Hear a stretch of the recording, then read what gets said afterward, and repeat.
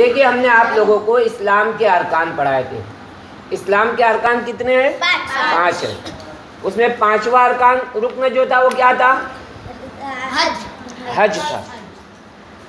تو حج کے بارے میں آج ہم معلوم کریں گے کہ حج کرنا بھی فرض ہے. کیا ہے بولو؟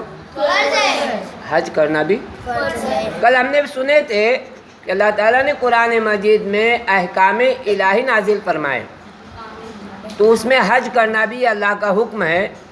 اللہ کے جتنے حکم ہے اس کو فرض بولیں گے. کیا بولیں گے؟ فرض. تو حج کن لوگوں پر فرض ہے؟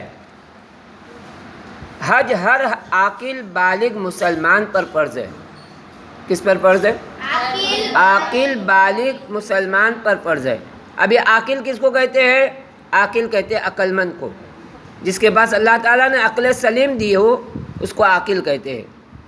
اور بالغ کہتے ہیں بڑے بچوں کو، جو لڑکوں میں 15 سال کے اوپر اور لڑکیوں میں 12 سال کے اوپر کی بچیاں.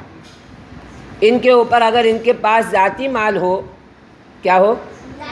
یعنی خود کا مال ہو، تو ایسے بچوں پر خود کی طرف سے حج کرنا فرض ہے. کتنا مال ہو؟ کتنا ہو کہ وہ حج کو جا سکتا ہو اور وہاں جا کر اس کے پورے جتنے حج کے لیے پیسے لگتے ہیں اتنے پیسے ہو، اور اس کے اوپر اگر کسی کی ذمہ داری ہے تو وہ ذمہ داری بھی جو ہے اس کو پوری کرنی پڑے گی. یعنی یہاں رہنے والوں کو ان کا خرچہ دینا پڑے گا. تو ایسے لوگوں پر فرض ہے. حج کب فرض ہوتا ہے؟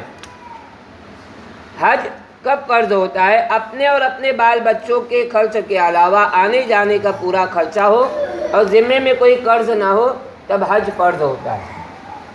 کیا ہوتا ہے؟ حج فرض ہوتا ہے.